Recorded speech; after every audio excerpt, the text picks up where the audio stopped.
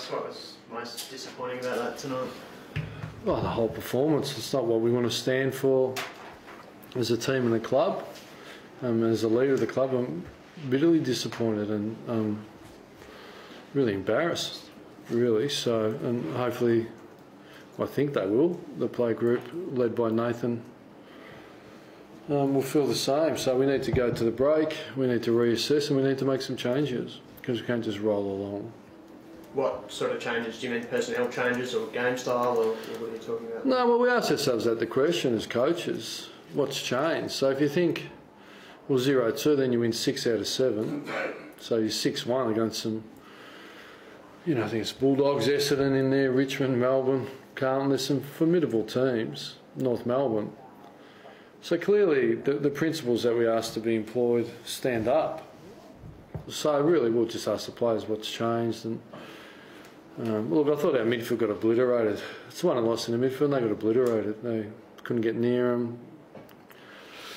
If they won it, they were stripped, or they couldn't touch it. It was 0-12 clearances and lots of entries for them, Zorko was inside, then on a wing. And so that was really disappointing, I thought Martin around the ground, which we knew, he was fantastic with his spread. I thought Zorko, I thought Beams got to work, Cutler on the wing and those sort of things. So at the end of the day, we can shy away from it, but the midfield got obliterated. So they need to assess themselves and stand up. And in regards to the midfield, Ross, I mean, you never want to put too much emphasis on one player, but how big was the loss of Sandy in that? Yeah, look, I'm a bit confused because Sandy didn't play tonight. That's what I mean. So he didn't play. So how significant was his loss in terms of the fact that the in which week you're talking about? Which week? Since when did he go out injured? What round? Yeah, what round? We're both confused now. Yeah, no, I'm a bit confused. I'm just asking how important was Aaron Sandler's loss tonight, given the midfield got obliterated, as you said?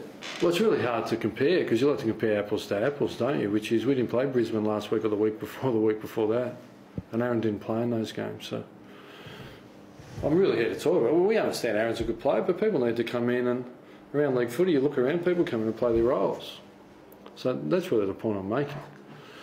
I mean, if I come here and talk about Aaron Sandler and make excuses, I wouldn't want to. I'm not the coach I'd like to be, and we're not the club or the team we'd like to be. So we need to look at it without being difficult. It's easy to go to that, but Aaron's not going to play forever, So we need to improve, play what's in front of us, and the personnel that's in front of us is really the point I'm making.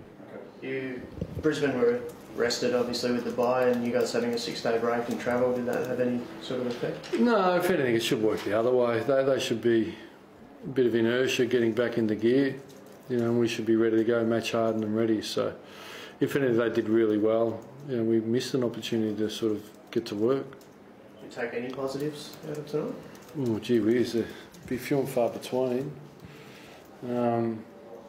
We lost Gray earlier with the hamstring, so that's disappointing for him. I thought Brennan Cox, what we are doing, we're exploring our list and finding out, and this will bring some urgency to that. So Cox played. I thought he showed some footy nous, and Luke Ryan in his second game, he shows that he can kick the ball.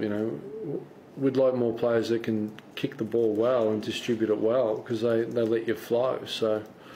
And probably a bit of leg speed as well. So, but in saying that, you don't talk about those things when you're winning. But I think Luke Ryan, another game, hopefully he'll start to grow a bit more than he is. And I thought Cox showed a couple of things that, over a 2, 3, 4 year period can develop into a good player. That's the aim. So,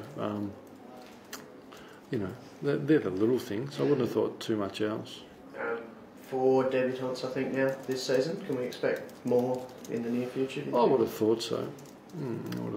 Who's close? I think you mentioned Darcy recently. Yeah, I can't remember. I think you've got to be a bit of a disadvantage. I think tonight's performance we don't want to stand for. Clearly, internally, it's not sitting very comfortably. So to talk about potential debutants who's available, I think we get back and the cold light of day assess it, and we've got a few long-term injuries, more than we'd like, but we'll assess. There's a couple of guys there. So you're 6-6 at the bye. How do you sort of see that sitting? It's irrelevant, to be honest. it's really irrelevant. And look, internally, we liked it. We liked that we'd won, but you're only as good as your last performance. So, you add up the wins and losses. We need to improve our football, and we need to get a midfield that can be competitive against fierce, quick opposition. At the minute, we're not getting it done. That's the bottom line. Do you know how that's happened with the midfield? Because you've still got guys like Neil and Mundy and Fife and all these types that are proven players. Do you know how it's sort of... Well, that's probably the thing, AFL footy. You're only as good as your next performance, and we, as a coach and a player, we all sit in that. Otherwise, you're just a name. Any other injuries aside from Gray? No, Gray. There's bits and pieces, but Gray was significant. Yeah. Thanks, Scott. Thanks, Russ. No, you're right.